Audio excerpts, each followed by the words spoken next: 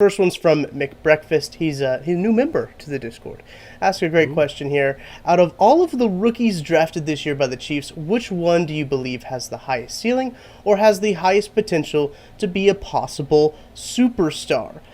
This question is it makes me laugh because not every draft produces a potential superstar, right? But I guess tis the season for speculation. Connor, do you want to start us off and say who you think is going to be a Hall of Fame player from this draft class? All six. So that's the Yeah. answer to that question, and we're good. All right. Seriously, though, it's kind of interesting because he says superstar. I think it's hard for a player like Creed Humphrey or even Nick Bolton to be a superstar just because of the positions they play. Like, you can Yeah. name maybe one superstar center, Jason Kelsey, I guess, kind of got name recognition. But other than that, it's like people that know the NFL know their names, but it's not like if you presented their names to a casual NFL fan, nobody would really know who Jason Kelsey is or Corey Linsley, really. So you can say, well, then how could Creed Humphrey technically become a superstar? Nick Bolton, linebackers can become them. There is name recognition there, but it feels like it's getting less and less nowadays. So I actually look towards the later rounds, and you look at those like high upside guys, and you say, yeah, well, if they hit their high upside, then they could become one. So it's for me, it's either Joshua Kando or Trace Smith. Even though Trace Smith's a guard, I think they sometimes there's name recognition there. But the main one I would say is Kando because edge rushers get all those sacks. He's a big man. He's a athletic dude.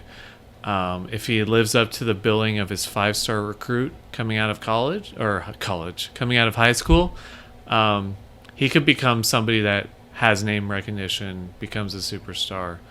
But he needs a lot of work to get there. So I would say he has the highest ceiling just because of his intangibles, and I'd say he's my pick for that. Yeah, I think I'd also go Kando. And I was thinking about going Creed Humphrey, and like what Connor said, he's a center. He's going to be a good center in the NFL, but even if you're a great one, you're not necessarily a superstar. If Josh Kando can get 15 sacks per season, I mean, turn into that level of a player, that's close to a superstar. Like, I wouldn't call Frank Clark one, even considering, like, if Frank Clark comes out and has 15 sacks, I still wouldn't call him that. But in terms of the highest ceiling of all these guys, Noah Gray could be, if his absolute ceiling, like a starting tight end, I think. Cornell Powell, a reliable number 2 receiver. Like, there aren't a lot of future star players in this class, and that doesn't mean it's a bad class. We've all established we love it. But Kando, he is the furthest away from his ceiling, or even his absolute ceiling, or even his like low ceiling. But if he can hit that, he could be a really, really good player. Yeah, I'm with both of you guys on Kando. Another one I thought of, Cornell Powell. I know Patrick Mahomes spoke highly of Cornell Powell in the press conference, and that's a guy who is at a position who gets a little bit more attention than all these other guys that we're mentioning. Kando, an edge rusher, is a position where now a lot of superstars are being made at edge rusher, and apparently interior defensive line too with Chris Jones and Aaron Donald. Those are guys that are getting some superstar deals as well. So those are kind Yeah. of the positions. I think when you look at positional wise, I think it's a lot easier for Kando, for Cornell Powell to get recognized, to become a superstar. What actually is a superstar? It's kind of one of those things that you don't, if you have to ask if you're a superstar, you're not a superstar type of thing. So it's one of those undefined terms, I guess you could say. But I think that this draft class does have, like you mentioned, Jordan, we like this draft class a lot. There's a lot of potential in this draft class. And I wouldn't be surprised if all of these guys become solid contributors on this team. That's kind of what I'm looking for out of this draft class, not necessarily just like superstars in general. Yeah, and I would say the thing with Cornell Powell is I'm not quite sure his ceiling is superstar level. I would say his ceiling is a solid wide receiver that contributes to the team, but is never really going to be a top 12 guy. It's possible he can become it, but I just personally don't see it from him. I just don't see the innate traits. I don't see the production in college wasn't really there to say he would be because he's a fifth-year senior. So I wouldn't say I see the ceiling enough to say he's a superstar, and that's kind of why I didn't really mention his name. Yeah, I just thought his name should be thrown out there too. If we were mentioning Yeah. all these other rookies, so I do think that just positionally, as I mentioned, he's He's at one of the best positions for it.